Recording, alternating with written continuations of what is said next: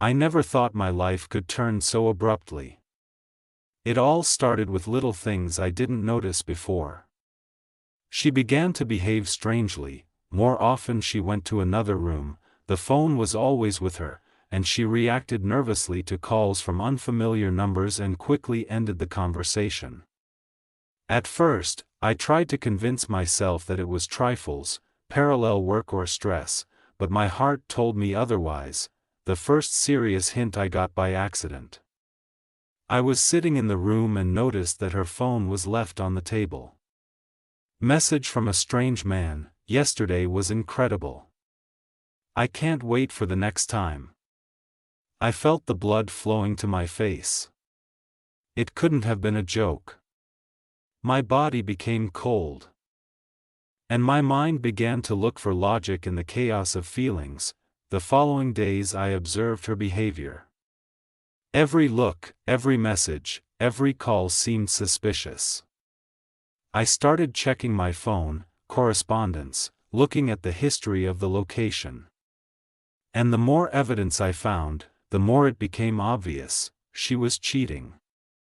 It wasn't a casual flirt, it was a betrayal that had been going on for months. I felt anger, sadness, despair, and betrayal at the same time. I couldn't talk to anyone about it because it was a personal tragedy. I began to make a plan, what to do next, how to act so as not to lose control of the situation and find out the whole truth. I decided to go by the method of caution, observe. Write down the facts, do not take hasty steps until I have the whole picture. Every day was like walking in a minefield. Every call, message or exit from home caused alarm. I noticed that she was trying to avoid my views, and that confirmed my suspicions. Little by little collecting the evidence, I realized that the matter was serious. And one evening, when she went out for a walk, I decided to check what had been put off for a long time. There was a tablet on her desk, which was always hidden. Messages, photos, joint meetings, all this revealed to me the truth, which was difficult to accept.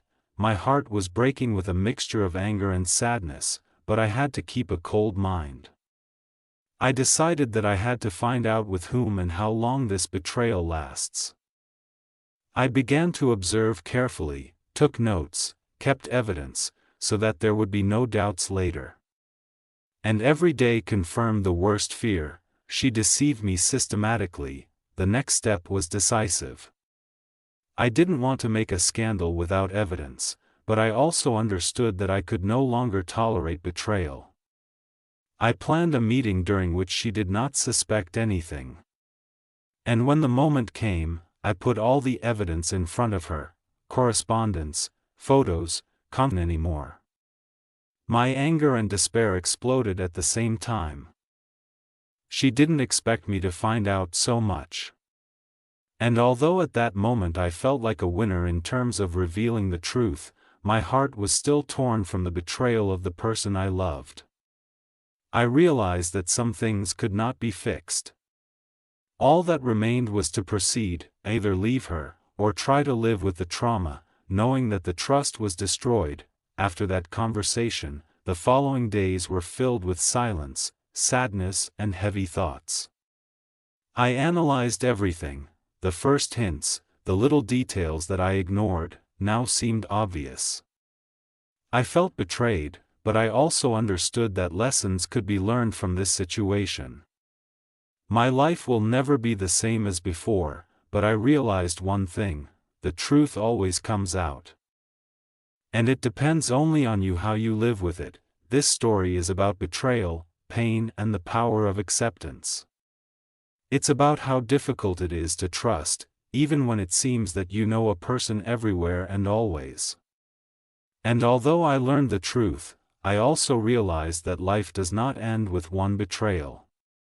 This is only the beginning of a new path, and it depends only on me what it will. But that's not all. I thought that after our conversation, the story was over. That everyone would go their separate ways and that would be it. At first, she tried to contact me. The messages came one after another, short, cautious, as if she was afraid to say something unnecessary. She wrote that she wanted to talk, that she had made a mistake, that everything could be fixed. I read it and remained silent. I didn't want to go back to where I had been betrayed. When she realized that I wasn't responding, the tone of her messages began to change. First, there was offense, then irritation, and later, outright anger. She wrote that I had to listen to her, that I had no right to just disappear.